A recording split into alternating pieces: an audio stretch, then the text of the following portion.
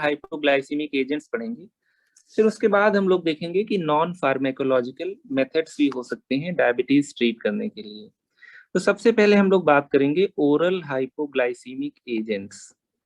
बहुत इंपॉर्टेंट चीज है ये, आपके जानने वाले, राइट, फैमिली और फ्रेंड्स, बहुत लोगों को डायबिटीज होता है and they are dependent on oral hypoglycaemic agents. We call it oral hypoglycaemic agents या एंटी डायबिटिक ड्रग्स भी कह सकते हैं, but this term is better. तो इसके पहले हम लोग देखें कि क्या मैकेनिज्म ऑफ एक्शन है, कौन कौन सी ड्रग्स हैं। एक बार फिर से उस चार्ट को देखते हैं जिसमें हमारे पास एक समरी है, राइट। यहाँ पे अगर हम लोग बात करें ओरल हाइपोग्लाइसेमिक एजेंट्स की, तो we will define it: agents that are given orally to reduce blood glucose levels in diabetic patients, right। तो कुछ हमारे पास ओरल हाइपोग्लाइसेमिक एजेंट्स हैं जो किसमें दिए जाते हैं, type 2 diabetes mellitus, that is non insulin dependent diabetes mellitus, right, type 2। अगर किसी में टाइप 1 डायबिटीज मिलाइटस है तो वहां पे ये काम नहीं करेंगी, वहां पे हम लोग क्या देंगे पेशेंट को, subcutaneous insulin, type 1 that is insulin dependent diabetes mellitus. यहाँ पे ट्रीटमेंट होता है सबक्यूटेनियस इंसुलिन। यहाँ पे ओरल हाइपोग्लाइसेमिक एजेंट्स देंगे, अगर इनसे काम नहीं चला एक्सट्रीम कंडीशंस में तो हम लोग यहाँ पे भी सबक्यूटेनियस इंसुलिन पे पेशेंट को शिफ्ट कर सकते हैं, राइट। लेकिन हमारी फर्स्ट चॉइस होती है oral hypoglycaemic agents. Easy to take, orally आप लोग ले सकते हो, राइट। अगर कोई कोमॉर्बिडिटी नहीं है, कोई सर्जरी प्लान नहीं है और ग्लूकोज एक लेवल तक कंट्रोल्ड है, oral hypoglycaemic agents work better. हो सकता है हम लोग इंसुलिन दें, इंसुलिन से रेजिस्टेंस हो सकता है बहुत ज्यादा बेनिफिशियल ना हो। We are talking about oral hypoglycaemic agents. यहाँ पे हम लोग एक डायग्राम लेते हैं जिसमें सारे ड्रग्स को हम लोगों ने क्लासिफाई कर रखा है। अभी इस क्लासिफिकेशन को थोड़ा सा मैं मैकेनिज्म ऑफ एक्शन के अकॉर्डिंग चेंज करना चाहूंगा। तो वही आपके सेंटर ऑफ अट्रैक्शन अभी भी यहाँ पे दो हैं, we have biguanides and we have sulfonylurea. Biguanides में हमारे पास मेनली एक ही ड्रग है जिसको हम लोग बार बार डिस्कस करते हैं, दैट इज मेटफॉर्मिन, राइट, मोटे लोगों में हम लोग यूज करते हैं। दूसरा है हमारे पास सल्फोनिल यूरिया। अक्सर हम लोग मेटफॉर्मिन और सल्फोनिल यूरिया के कॉम्बिनेशन को प्रिफर करते हैं। अगर सल्फोनिल यूरिया की बात करें, we have first generation and second generation. First generation tolbutamide, right, ये सब आपके आउटडेटेड हो चुके हैं। सेकेंड जनरेशन हम लोग यूज करते हैं, राइट, चाहे वो ग्लिबेंग्लामाइड हो या ग्लिपिजाइड हो। जो हमारा यहाँ पे सबसे कॉमनली यूज ड्रग है दैट इज ग्लिमीपेराइड। यहाँ पे ग्लिमीपेराइड और मेटफॉर्मिन हम लोग साथ में यूज करते हैं, राइट। स्टार्ट किसी से भी कर सकते हैं डिपेंडिंग ऑन पेशेंट प्रोफाइल। हम लोग यहाँ पे GM2, राइट, या इस तरीके से स्टार्ट करते हैं, ग्लिमीपेराइड ले लेते हैं और मेटफॉर्मिन। इन जनरल यहाँ से हम लोग स्टार्ट करते हैं, राइट। लेकिन अब जब से न्यूअर ड्रग्स आ गए हैं तब से ट्रीटमेंट, राइट, और ड्रग और पेशेंट के ड्रग सेफ्टी प्रोफाइल को देखते हुए हम लोग कहीं से भी स्टार्ट कर सकते हैं। तो ये दो मेन आपके पास मेन ड्रग्स हैं जो काफी इजीली अवेलेबल भी हैं, काफी कॉस्ट इफेक्टिव भी हैं। इसके अलावा हम लोग और देख सकते हैं मेग्लिटिनाइड, जैसे रापाग्लिनाइड, नाटेग्लिनाइड। देन यू हैव थायाजोलिडीन डायोन्स जिसमें रोजिग्लिटाजोन, पायाग्लिटाजोन, एल्फा ग्लूकोसाइडेज इनहिबिटर, एक आर्बोज। ये सब क्या होंगे, इंटेस्टाइन में ग्लूकोज के एब्जॉर्प्शन को कम कर देंगे, ग्लूकोज के एब्जॉर्प्शन को भी बताएंगे। डाइपेप्टाइडिल पेप्टाइडेज 4 इनहिबिटर्स, ये लोग क्या करेंगे, इंसुलिन को बढ़ाएंगे, ग्लूकेगॉन को कम करेंगे। GLP-1, ये भी आपके इंसुलिन को बढ़ाएंगे, ग्लूकेगॉन को कम करेंगे। एमाइलिन एनालॉग, ये भी आपके ग्लूकोज को एब्जॉर्ब नहीं होने देंगे इंटेस्टाइन में। तो इनको हम लोग एक तरीके से ऐसे क्लासिफाई कर सकते हैं, राइट। एक दूसरा तरीका है, समराइज करने से पहले दूसरे तरीके पे आते हैं। यहाँ पे मैं हैंड रिटन उसमें बनाता हूँ। अगर मैं इनको क्लासिफाई करना चाहूँ तो मैं दूसरे तरीके से क्लासिफाई करूंगा, classification of oral hypoglycaemic agents. ये क्लासिफिकेशन ज्यादा इंफॉर्मेटिव होगा, देखते हैं कैसे। पहला ग्रुप अगर मान लीजिए मुझे यहाँ पे लिखना है तो मैं बताऊंगा वैसी ड्रग्स जो एनहेंस करेंगे इंसुलिन सिक्रीशन को, राइट। यहाँ पे लिख लेते हैं enhance insulin secretion, right. Enhance insulin secretion. इस ग्रुप में कौन कौन सी ड्रग्स आएंगी, आइए देखते हैं। नंबर 1 हमारे पास सल्फोनिल यूरिया, सल्फोनिल यूरिया, ये इंपॉर्टेंट चीज पढ़ रहे हो, इसको हल्के में मत लेना तुम लोग। दूसरा हमारे पास क्या है, मैग्लीटिनाइड, मैग्लीटिनाइड। अभी देखेंगे इनमें अंदर अंदर क्या ड्रग्स हैं, राइट। हम लोग बात करेंगे मैग्लीटिनाइड्स।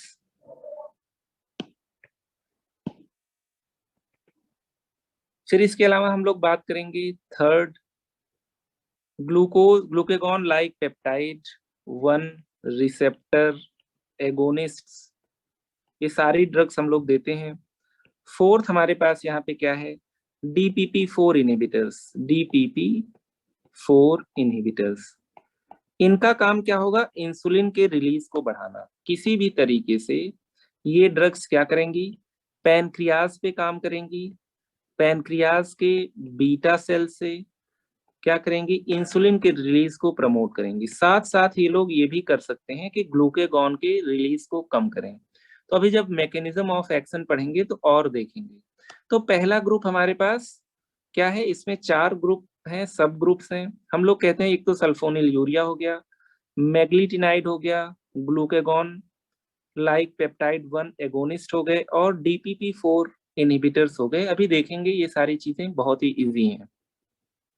सेकंड हम लोग चलते हैं, सेकंड बी ग्रुप में हम लोग यहाँ पे बात करेंगे वो ड्रग्स जो इंसुलिन रेजिस्टेंस को कम करवाएंगे, right. Overcome insulin resistance, IR का मतलब है इंसुलिन रेजिस्टेंस। ये सब की भी बात हम लोगों ने कर लिया है कि इंसुलिन रेजिस्टेंस किस तरीके से हाइपरग्लाइसीमिया करवाता है। तो यहाँ पे एक तरफ मेटफॉर्मिन, एक तरफ सल्फोनिल यूरिया। तो यहाँ पे हम लोग पहली ड्रग ले लेते हैं बाइगोनाइड्स, बाइगोनाइड्स, राइट, जिसमें हमारे पास मेनली कौन सी है, मेटफॉर्मिन, राइट। किसी को जब भी ओरल हाइपोग्लाइसीमिक एजेंट्स देंगे या जब भी इंसुलिन देंगे, उसके बाद पेशेंट से ये जरूर कहेंगे कि खाना खा लो, वरना ग्लूकोज कम करने के लिए दवा दे रहे हैं, खाना खाएगा नहीं पेशेंट, भूल गया, फोन पे बात करने लगा, चैटिंग करने लगा, तो हाइपोग्लाइसीमिया हो सकती है, राइट, डेथ भी हो सकती है। तो इसलिए खाना जरूर खाना है। तो we are talking about biguanides. और यहाँ पे एक दूसरी ड्रग्स हैं, thiazolidinediones, number second thiazolidinediones, right. तो ये 2 ग्रुप ऐसी ड्रग्स हैं जो इंसुलिन रेजिस्टेंस को कम कराती हैं। अब हमारे पास कुछ और नई ड्रग्स भी हैं जो डिफरेंट मैकेनिज्म से काम करती हैं, अदर मैकेनिज्म्स, जैसे ग्लूकोज को एब्जॉर्ब ही मत होने दो। तो यहाँ पे सबसे पहली ड्रग्स हमारे पास एल्फा ग्लूकोसाइडेज इनहिबिटर्स, एकार्बोज इनहिबिटर्स भी कहते हैं, एल्फा ग्लूकोसाइडेज इनहिबिटर्स, मतलब ये लोग ग्लूकोज को एब्जॉर्ब नहीं होने देंगे, राइट। इसके अलावा हम लोग बात करते हैं सेकेंड, यहाँ पे amylin analogue, amylin analogue, amylin analogue, ये ग्लूकोज जैसा ही होता है और ग्लूकोज के एब्जॉर्प्शन को इनहिबिट कर देता है, राइट। तो इस तरीके से हमारे पास इतने सारे ड्रग्स हो गए। अगर मान लीजिए किसी पेशेंट में खाना खाने के बाद हाइपरग्लाइसीमिया हो रहा है, ठीक है, तो इसका मतलब है इंसुलिन अपना काम नहीं कर पा रहा है, पोस्ट प्रैंडियल हाइपरग्लाइसीमिया। तो हम लोग बाइगोनाइड्स प्रीफर करते हैं, राइट। थोड़ा सा इंसुलिन रेजिस्टेंस कम करवा देंगे तो जो ग्लूकोज होगा वो सेल के अंदर चला जाएगा। किसी में इंसुलिन कम सिक्रीट हो रहा है, जैसे मान लो कोई पतला सा पेशेंट है, उसमें इंसुलिन रेजिस्टेंस के चांसेस उतने नहीं है। तो अगर पेशेंट वीक थिन दिखता है तो हम लोग सल्फोनिल यूरिया प्रेफर करते हैं।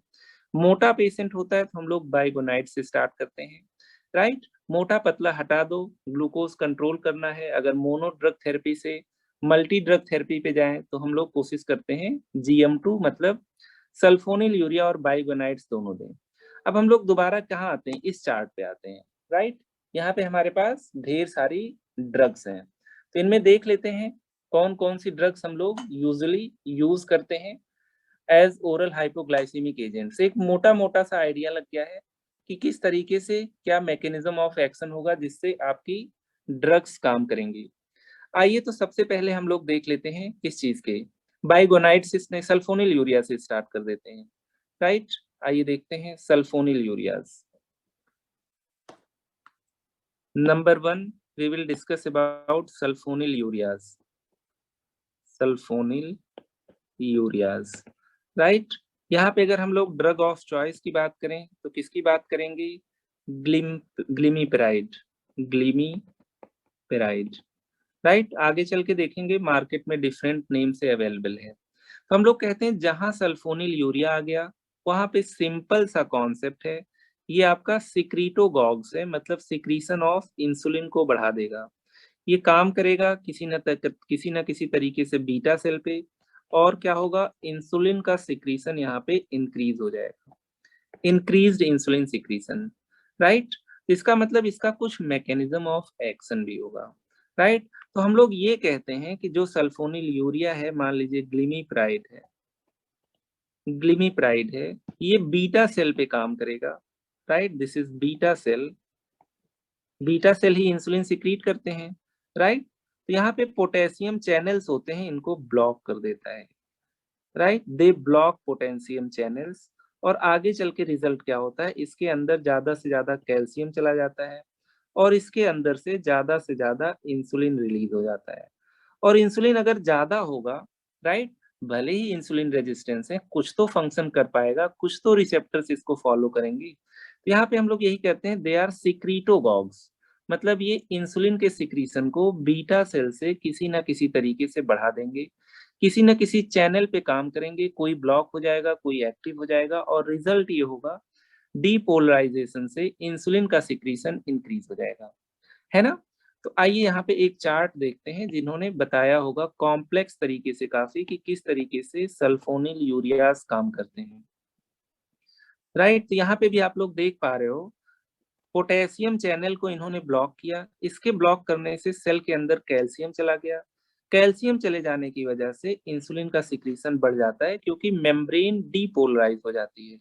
तो अगर हम लोग बात करें सल्फोनिलयूरिया की, राइट, सल्फोनिलयूरियाज, तो ये ब्लॉक करते हैं पोटेशियम एटीपेज चैनल को, एटीपेज चैनल को, जिसकी वजह से पोटेशियम का तो ट्रांसफर रुक जाता है लेकिन कैल्शियम इनफ्लक्स होता है सेल के अंदर, इन सेल, और इसके रिजल्ट में insulin secreted, insulin secretion increase हो जाता है, राइट? तो किसी तरीके से अगर किसी की बॉडी में इंसुलिन बढ़ेगा तो इसका मतलब है ग्लूकोज कुछ ना कुछ कम होगा। तो जितने भी सल्फोनिल यूरिया हैं, हम लोगों ने ऊपर भी इस डायग्राम में देखा था, कुछ ड्रग्स इंसुलिन के सिक्रीशन को इंक्रीज करती हैं, जिनमें पहली ड्रग आपकी सल्फोनिल यूरिया थी। तो कुछ इस तरीके से आपका इंसुलिन इंक्रीज हो जाता है, राइट? तो हम लोग बात कर रहे हैं यहाँ पे सल्फोनिल यूरिया की, राइट? जो देखा जाए तो एक तरीके से सबसे पहले हम लोग इसी ड्रग से स्टार्ट करते हैं as oral hypoglycaemic agents in type 2 diabetes mellitus patients. तो जितने भी हैं, चाहे वो ग्लिमीप्राइड हो, राइट, चाहे ग्लिक्लाजाइड हो, जो कुछ भी है आपके इसी तरीके से काम करेंगे पोटेशियम चैनल पे, और अल्टीमेटली इंसुलिन का सिक्रीशन इंक्रीज हो जाएगा, राइट? तो यहाँ पे मैंने समराइज कर दिया है, they act and block potassium ATPase channel resulting in calcium influx resulting in more and more insulin secretion, right? ये थोड़ा सा कॉम्प्लेक्स डायग्राम है लेकिन मैकेनिज्म ऑफ एक्शन तुम लोग समझ गए होंगे। अब यहाँ पे देख लेते हैं कौन कौन सी हमारे पास फर्स्ट और सेकेंड जनरेशन सल्फोनिल यूरिया है।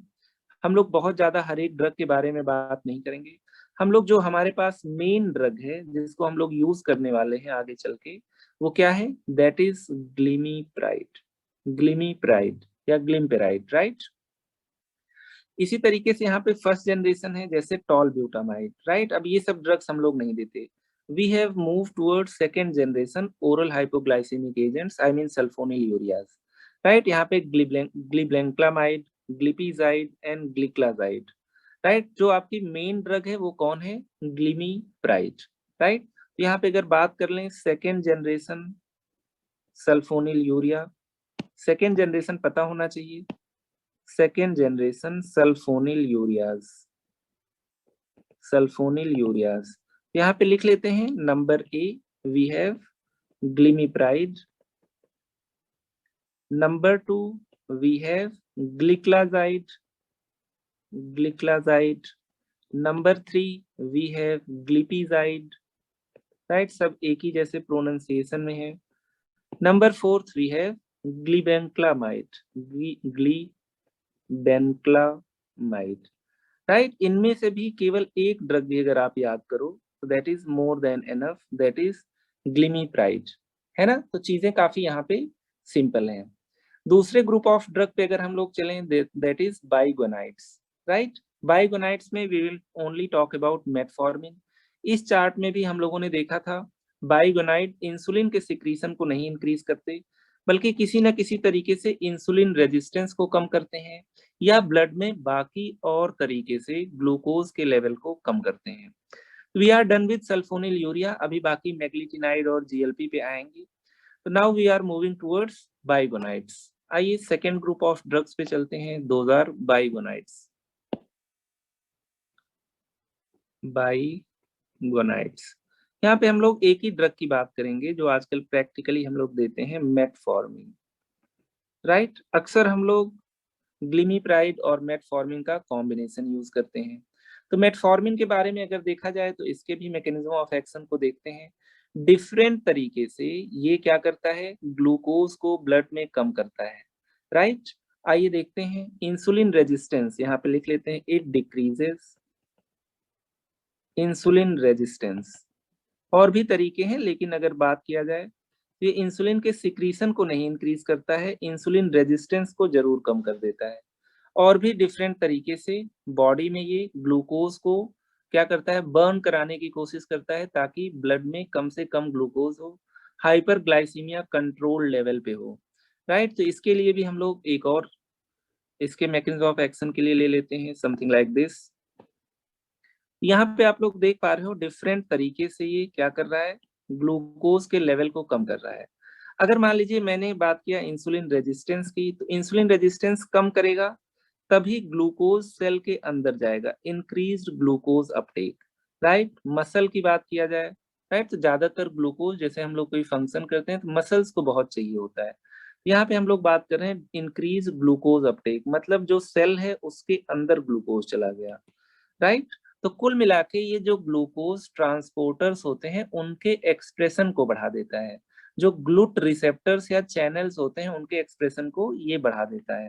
तो हम लोग अगर मेटफॉर्मिन की बात करें, एक तो ग्लूकोज आपका सेल के अंदर भेज दिया, दूसरी चीज एनएरोबिक रेस्पिरेशन कराएगा, जो भी ग्लूकोज होगा उसको किसी ना किसी तरीके से उससे एनर्जी बनवाएगा, भले ही आगे चल के लैक्टिक एसिड हो जाए, राइट। और किसी ना किसी तरीके से ग्लूकोज को कहाँ से रिलीज होने से बचाएगा, लीवर से।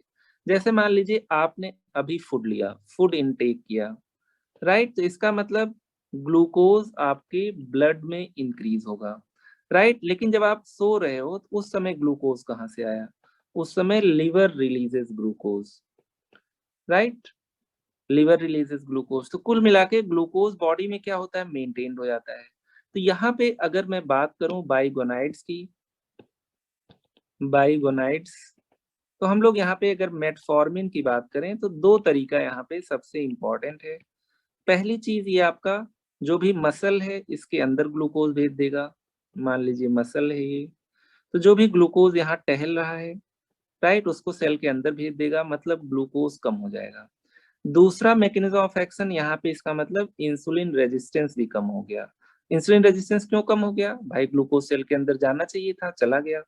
दूसरी चीज यहाँ पे लीवर है, लीवर में क्या स्टोर होता है, ग्लाइकोजन, मतलब ग्लाइकोजन का मतलब स्टोर्ड फॉर्म ऑफ ग्लूकोज।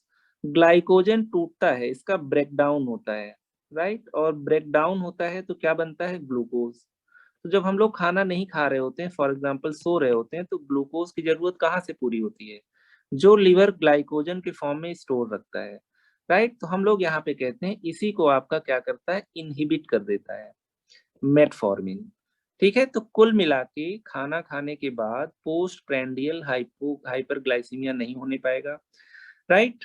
तो हम लोग यही कहते हैं कि यहाँ पे हम लोग लिमिट कर देते हैं ब्लड के अंदर ग्लूकोज को नॉन इंसुलिन डिपेंडेंट मैकेनिज्म से, चाहे मसल के अंदर चला जाए, चाहे जो ग्लूकोज है वो लिवर के अंदर ही रहे in form of glycogen, right. तो हम लोग बात करते हैं ग्लाइकोजन क्या है, stored form of glucose, stored form of glucose कहाँ पे, इन लिवर। और जब हम लोग बात करते हैं ग्लाइकोजिनोलिसिस, ग्लाइकोजीनोलिसिस, तो हम लोग कहते हैं breakdown of glycogen, breakdown of glycogen leading to क्या होगा, ग्लूकोज रिलीज, राइट। ये टूट के फिर जिस फॉर्म में ये स्टोर हुआ है, जिसकी वजह से टूटेगा तो फिर उसी फॉर्म में आ जाएगा। तो जब भी हम लोग बात करते हैं बाइगोनाइड्स की, जब भी हम लोग बात करते हैं मेटफॉर्मिन की, तो इसका सीधा रिलेशन क्या है कि ग्लूकोज को कैसे कम करेगा, एक तो इंसुलिन रेजिस्टेंस कम करा देगा, दूसरा लीवर से जो ग्लाइकोजिनोलिसिस हो रही थी, राइट, उसको कम कर देगा, मतलब ब्लड में ग्लूकोज के लेवल को कम कर देगा। मेरे ख्याल से तुम लोग समझ पा रहे हो इन सब चीजों को, राइट। तो इस तरीके से हमारे दो ग्रुप ऑफ ड्रग्स हो गए, एक हमारे हो गए बाइगोनाइड्स और दूसरे हो गए आपके सल्फोनिल यूरिया। एक इंसुलिन के सिक्रीशन के को बढ़ा रहा है, जिसकी वजह से आगे चल के ग्लूकोज ब्लड में कम हो जाएगा। दूसरा आपका क्या कर रहा है, दूसरा आपका इंसुलिन के सिक्रीशन को नहीं बढ़ा रहा है, दूसरा क्या कर रहा है, दूसरा आपके ग्लूकोज के रिलीज को कम कर दे रहा है लिवर से। और दूसरी चीज है, जो कुछ भी ब्लड में ग्लूकोज है उसको कहाँ पे भेज दे रहा है, मसल सेल के अंदर। तो यहाँ पे इन अ नट सेल अगर हम लोग बात करें मेटफॉर्मिन की, मेटफॉर्मिन की, तो हम लोग कहते हैं glucose inside muscle cell, right. और दूसरी चीज हम लोग कह देते हैं ग्लूकोज इन लिवर। रिजल्ट इसका होगा less glucose in blood, right. We are done with क्या, बाइगोनाइड्स भी। अब इसके अलावा हमारे पास कुछ और ड्रग्स हैं, जैसे और कौन सी ड्रग्स हैं, थायोजोलिडीन डायोन्स, राइट। ये आपके क्या करते हैं, ये भी इंसुलिन रेजिस्टेंस को कम करते हैं। तो आइए थर्ड ड्रग हम लोग देख लेते हैं, थायाजोलिडीन डायोन्स, थर्ड थायाजोलिडीन डायोन्स, राइट। ये भी हम लोगों ने देखा था, they also decrease insulin resistance, ऊपर ही हम लोगों ने देखा था, राइट। यहाँ पे हम लोगों ने कहा था बाइगोनाइड्स और आपके थायाजोलिडीन डायोन्स क्या करेंगे, इंसुलिन रेजिस्टेंस को कम कराएंगे, राइट। दूसरी ड्रग क्या थी, थायाजोलिडीन डायोन्स। यहाँ पे हमारे पास रोजीग्लिटाजोन एंड पायोग्लिटाजोन है, दो ड्रग। We have number 1 rosiglitazone and second is pioglitazone, pioglitazone. Two drugs हैं।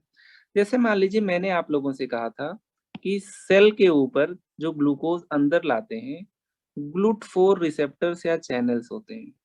मैंने कह दिया ये आपका क्या है, ग्लूकोज ट्रांसपोर्टर 4, राइट। इसका फुल फॉर्म क्या है, ग्लूकोज ट्रांसपोर्टर।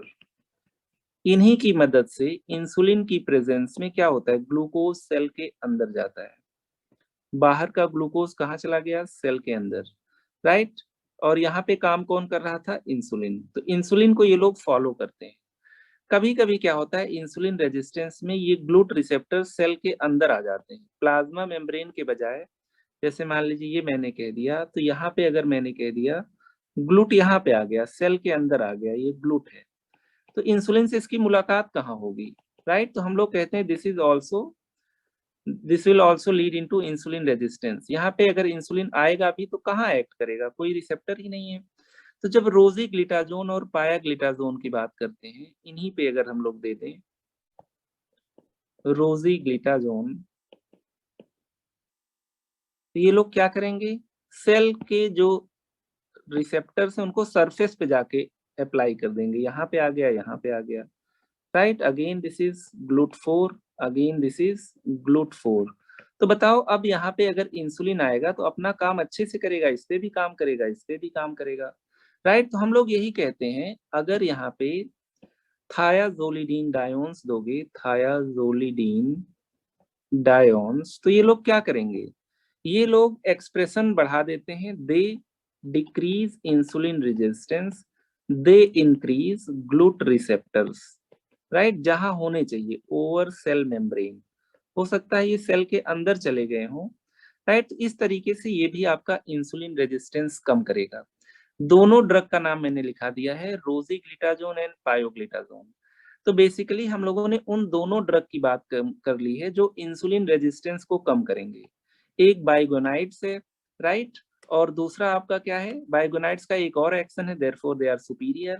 हम लोग कहते हैं ये लीवर से भी ग्लूकोज नहीं रिलीज करने देंगे, लेकिन थायाजोलिडीन डायोन्स केवल इंसुलिन के रेजिस्टेंस को कम करेंगे, इनका लीवर पे कोई एक्शन नहीं है।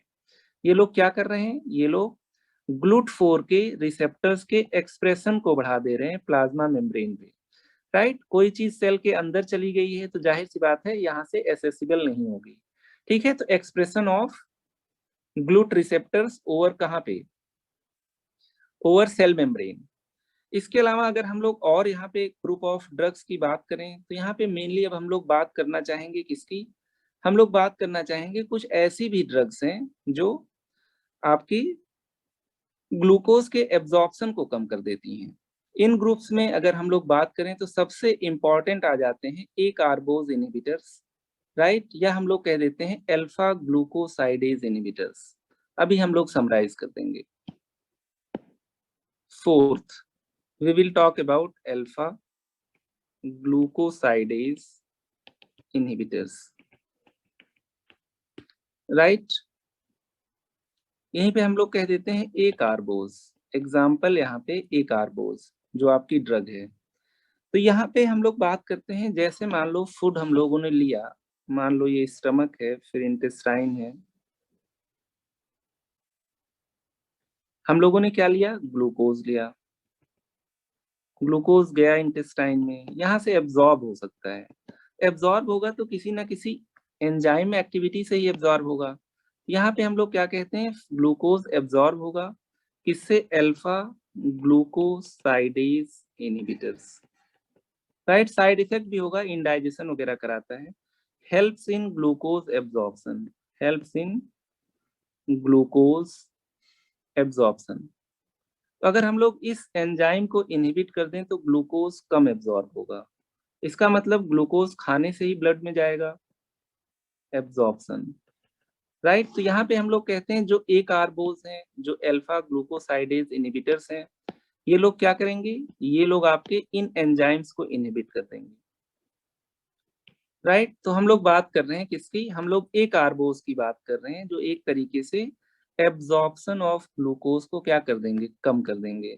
तो वी आर टॉकिंग अबाउट ए कार्बोज जो यहाँ पे ड्रग है, it decreases absorption of glucose, absorption of glucose. अगर एब्जॉर्ब ही नहीं होगा ग्लूकोज तो ब्लड में जाएगा कैसे, बाई इनहिबिटिंग, किसको इनहिबिट कर रहे हैं, एक एंजाइम कोई ऐसी ले लिया जो ग्लूकोज के एब्जॉर्प्शन को हेल्प करे, alpha glucosidase inhibitors. Too simple to understand है ना। तो हम लोग बात कर रहे हैं यहाँ पे ए कार्बोज, हम लोग एक ऐसी ड्रग की बात कर रहे हैं जो ना लिवर पे काम कर रही है, ना जो पैनक्रियास पे काम कर रही है। सिंपली हम लोगों ने जो कुछ भी खाने में खा लिया है उसमें जितना भी ग्लूकोज है उसके लीस्ट अमाउंट को एब्जॉर्ब होने देगी। अब यहाँ पे दो ग्रुप और हैं जिनको मैं अलग से बताना चाहूंगा।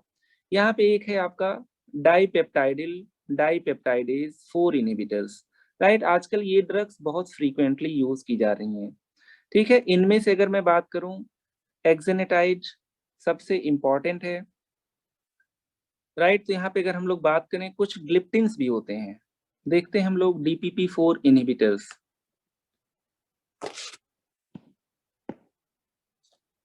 कहां तक पहुंचे, 6 DPP4 इनहिबिटर्स, DPP4 इनहिबिटर्स। अगर DPP4 इनहिबिटर्स की हम लोग बात करें तो यहाँ पे हमारे पास इसका फुल फॉर्म लिख लेते हैं, dipeptidyl peptidase peptidase 4 inhibitors, right, सही लिखा है मैंने से, DPP, राइट, DPP4 इनहिबिटर्स। तो ये ड्रग्स क्या कराएंगी, ये ड्रग्स कुछ ऐसे सब्सटेंसेस होते हैं जिनके डिग्रेडेशन को क्या करते हैं, ये बचा लेते हैं, जिनकी वजह से बॉडी में क्या होता है, इंसुलिन ज्यादा हो जाता है, ग्लूकेगॉन कम हो जाता है। तो हम लोग यहाँ पे एक कॉन्सेप्ट की बात करते हैं, एंटागोनिस्टिक हार्मोन्स, एंटागोनिस्टिक हार्मोन्स। जैसे बॉडी के कुछ हार्मोन्स आपके एक दूसरे के ऑपोजिट काम करते हैं, इन्हीं में एक आपका है इंसुलिन और दूसरा आपका है ग्लूकेगॉन। इंसुलिन का काम क्या है? इंसुलिन ग्लूकोज के अमाउंट को ब्लड में कम करेगा, ग्लूकेगॉन ग्लूकोज के अमाउंट को बढ़ाएगा, राइट। तो दोनों आपके क्या है? एंटागोनिस्टिक हार्मोन्स हैं। तो यहाँ पे अगर हम लोग बात करें, किसी में डायबिटीज मेलाइटस है तो हम लोग क्या करेंगे? इंसुलिन के सिक्रीशन को बढ़ाना चाहेंगे, ग्लूकेगॉन के सिक्रीशन को कम करना चाहेंगे, राइट। तो जब हम लोग खाना खाते हैं तो बॉडी उसको रेस्पॉन्ड करती है कुछ चीजें सिक्रीट करके, राइट। थोड़ा सा तुम लोगों को शायद टफ लगे, जैसे मान लीजिए किसी ने फूड इनटेक किया, फूड इनटेक हुआ, इसकी वजह से कुछ ना कुछ चीजें इंटेस्टाइन निकालती हैं कि भाई फूड आ गया है, अब इस तरीके से बॉडी को रिएक्ट करना है। स्मॉल इंटेस्टाइन यहाँ पे क्या निकालता है? Glucagon like peptide, like glucagon like peptide, यहाँ से निकलता है GLP-1, राइट। इन्हीं को हम लोग क्या कहते हैं? Incretins, incretins, glucagon like peptide 1, glucagon like peptide 1, right. ये आपके क्या करते हैं? सीधे सीधे ये जाते हैं किसके पास? बीटा सेल के पास, कहते हैं इंसुलिन ज्यादा निकालो, राइट। बीटा सेल के पास मोर इंसुलिन, राइट। और अल्फा सेल के पास जाएंगे तो आपसे क्या कहेंगे? इसको पॉजिटिव कर देंगे, इसको नेगेटिव कर देंगे, लेस ग्लूकेगॉन। तो जो हमें एग्जैक्टली चाहिए था, राइट, वो काम ये बॉडी का अपना एक केमिकल करता है, राइट। अगर हम इस केमिकल के लेवल को बढ़ा दें, इसका मतलब ये चीज हम लोग अचीव कर सकते हैं, राइट। तो DPP-4 इनहिबिटर्स यही होते हैं जो ग्लूकेगॉन लाइक पेप्टाइड्स GLP-1 के ब्रेकडाउन को रोक देते हैं, राइट। जैसे मान लीजिए मैंने कह दिया यहाँ पे GLP-1 है, इसका किसी ना किसी तरीके से ब्रेकडाउन हो जाता है, राइट। तो इसका GLP-1 के लेवल को हम लोग इस तरीके से कंट्रोल में रखते हैं। लेकिन अगर किसी में ग्लूकोज ज्यादा है तो हम लोग यहाँ पे DPP-4 इनहिबिटर्स देंगे, राइट। वो क्या करेंगे? इसके लेवल को बढ़ा देंगे, बल्कि यहाँ पे कुछ इस तरीके से ले लेते हैं। DPP-4 एंजाइम आपका इसका ब्रेकडाउन कराती है। अगर हम लोग DPP-4 इनहिबिटर दे देते हैं किसी को, इनहिबिटर, तो इसका मतलब है ये रिएक्शन आगे नहीं जाएगा और GLP का लेवल बढ़ जाएगा। GLP का लेवल बढ़ने की वजह से इंसुलिन इंक्रीज हो जाएगा और ग्लूकेगॉन डिक्रीज हो जाएगा। समझ पा रहे होगे तुम लोग? DPP-4 इनहिबिटर्स आपके ग्लिप्टिन्स नाम से आते हैं, जिसमें सीटाग्लिप्टिन और विल्डाग्लिप्टिन सबसे इंपॉर्टेंट है। DPP-4 इनहिबिटर्स हमारे पास क्या है? सीटाग्लिप्टिन और विल्डाग्लिप्टिन, विल्डाग्लिप्टिन, राइट। तो यहाँ पे हम लोग मिसलेनियस और बाकी चीजों में भी पढ़ा था कि कुछ और ड्रग्स हम लोग दे सकते हैं। तो यहाँ पे DPP-4 इनहिबिटर्स भी हैं। इसी तरीके से अगर हम लोग ऐसी कोई ड्रग दें जो कौन किसका काम करे? जो इसका काम करे, जो इसके जैसा काम करे, तो हम लोग कहते हैं glucagon like peptide 1 analogue, right. आइए इसको भी देख लेते हैं। 7 GLP-1 एनालॉग, राइट। तो हम लोग कहते हैं जो ग्लूकेगॉन लाइक पेप्टाइड 1 जैसा काम करे, ग्लूकेगॉन लाइक पेप्टाइड 1 जैसा काम करे, एनालॉग, राइट। इसका काम क्या था ग्लूकेगॉन लाइक पेप्टाइड का? इंसुलिन को बढ़ाना और ग्लूकेगॉन को कम करना। तो अगर ऐसा कोई सब्सटेंस देंगे तो इससे भी हमारा ग्लूकोज लेवल कंट्रोल होगा, राइट। एग्जाम्पल यहाँ पे हमारे पास क्या है? एक्जेनेटाइड, एक्जेनाटाइड, और हमारे पास दूसरा है यहाँ पे लीराग्लूटाइड, लीराग्लूटाइड। आजकल और भी कुछ ड्रग्स आ गई हैं, उनकी भी बात करेंगे, पहले नॉर्मल तो पढ़ लो, ग्लूटाइड, ठीक है। तो बड़ी मेहनत लगी इसको बताने में, अभी इसको रिवाइज करा देते हैं, ठीक है। यहाँ पे अगर एक बार छोटा सा हम लोग बात करें, छोटी सी समरी का, तो हम लोग बात करते हैं सल्फोनिल यूरिया और कुछ और ड्रग्स हम लोगों ने बात किया था। सल्फोनिल यूरिया, उस ग्रुप में कुछ और ड्रग्स की भी बात किए थे। ये आपके इंसुलिन के लेवल को बढ़ा देंगे, इंसुलिन। इसके अलावा हम लोग दो ड्रग्स की बात किए थे जो इंसुलिन रेजिस्टेंस को कम कर देंगे। इसमें मेनली हम लोग बाइगोनाइड्स और थायाजोलिडीन डायोन्स। इसी तरीके से हम लोग 2 ड्रग की और बात किए हैं, जिसमें हम लोगों ने क्या कहा है? हम लोगों ने कहा है glucagon like peptide 1 analogue, right? और दूसरी चीज़ हम लोगों ने कहा है DPP4 इन्हिबिटर्स, राइट? ये लोग क्या करेंगे? ये लोग आपके इंसुलिन को बढ़ा देंगे और ग्लूकागॉन को कम कर देंगे, राइट? जिसकी वजह से क्या होगा? ग्लूकोज का लेवल कम हो जाएगा। एक बार रटने से अच्छा है मैं इसको फिर से रिवाइज करा देता हूँ, बस ध्यान से देखना 2 मिनट, राइट? जो क्लासिफिकेशन है ये तुम लोगों को पहले से भी पता होगा, राइट? आइए एक बार फिर से देखते हैं चीज़ों को। हम लोग कह रहे हैं इतने सारी ड्रग्स हैं हमारे पास डायबिटीज ट्रीट करने के लिए, राइट? इनमें हम लोगों ने डिटेल में डिस्कस किया है सल्फोनिल यूरिया, राइट? और बाइगोनाइट्स को, थायोजोलिडीन डायोन्स को भी डिटेल में किया है। एकार्बोज इनहिबिटर हम लोगों ने कहा है एब्जॉर्ब नहीं होने देंगे। DPP4 और GLP-1 में हम लोगों ने कहा है दोनों का काम वही है, क्या? इंसुलिन को ज्यादा बढ़ाना और आपके ग्लूकागॉन को कम करना, राइट? जो मेन है वो हम लोगों ने पढ़ा है और आगे चल के जब ट्रीटमेंट देखेंगे तो सब कवर हो जाएगा। तो यहाँ पे हम लोगों ने एक ग्रुप कहा, राइट? इसमें और भी है मेग्लिटिनाइड, GLP, DPP4। दूसरा ग्रुप हम लोगों ने क्या कहा? हम लोगों ने कह दिया कि यहाँ पे इंसुलिन रेजिस्टेंस कम होगा। तो सबसे पहले हम लोगों ने सल्फोनिल यूरिया की बात की। सल्फोनिल यूरिया भी इंसुलिन बढ़ा रहा है, GLP-1 एनालॉग भी बढ़ा रहा है, DPP4 भी बढ़ा रहा है, राइट? लेकिन मैकेनिज्म ऑफ एक्शन अलग-अलग है। तो बीटा सेल को इन्होंने स्टिमुलेट किया और इंसुलिन ज्यादा सिक्रीट हुआ। इन्होंने जो डायरेक्ट एक्शन लिया वो किस पे लिया? पोटेशियम एटीपेज चैनल, इनको ब्लॉक किया। सेकेंड हम लोगों ने बात किया, यहाँ पे बाइगोनाइट्स हैं, इन्होंने इंसुलिन रेजिस्टेंस कम किया और जो दूसरा इंपॉर्टेंट काम किया, इन्होंने लीवर से ग्लूकोज के रिलीज को कम कर दिया। अल्टीमेटली क्या हुआ? ग्लूकोज आपकी बॉडी में कम हो गया।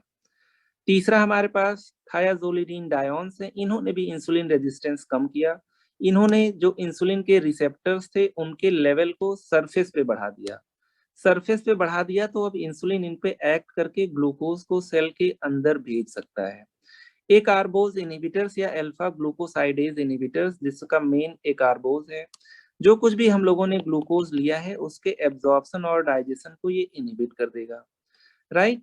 DPP4 इनहिबिटर सबसे इजी ड्रग्स हैं। हम लोग कहते हैं बॉडी में एक सब्सटेंस निकलता है GLP-1, इन्हीं को इंक्रेटिन्स भी कहते हैं। इन्हीं का काम होता है इंसुलिन को बढ़ाना, ग्लूकागॉन को कम करना।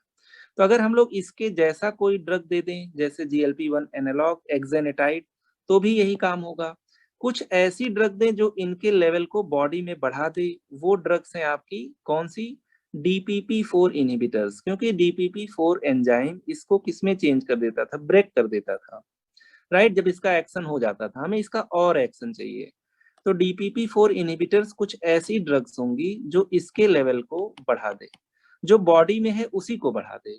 लेकिन जब एनालॉग्स की बात करते हैं तो हम लोग बाहर से कुछ ऐसा सब्सटेंस देते हैं जो GLP-1 के लेवल को बढ़ा दे, जिसकी वजह से क्या हो जाए? जिसकी वजह से इंसुलिन आपका इंक्रीज हो जाए, ग्लूकागॉन कम हो जाए। तो हम लोगों ने कॉन्सेप्ट देखा था एंटागोनिस्टिक हार्मोन्स को हम लोग अपने पर्पस की तरीके से यूज करेंगे। We like more of insulin rather than glucagon. तो इसमें GLP-1 एनालॉग काम करेगा, DPP4 इनहिबिटर्स भी GLP-1 को बढ़ाएंगे। इसके अलावा कुछ सिक्रीशन में हेल्प करेंगे, कुछ इंसुलिन के रेजिस्टेंस को कम करेंगे, राइट? बहुत सारी ड्रग्स आपको याद नहीं करनी है इन क्लिनिकल, ऑफ कोर्स, तो कुछ हम लोग मेन ड्रग्स को ही ट्रीटमेंट में देंगे, राइट? सीटाग्लिप्टिन और विल्डाग्लिप्टिन आपकी लेटेस्ट ड्रग्स हैं, उनके यूज को भी देखेंगे।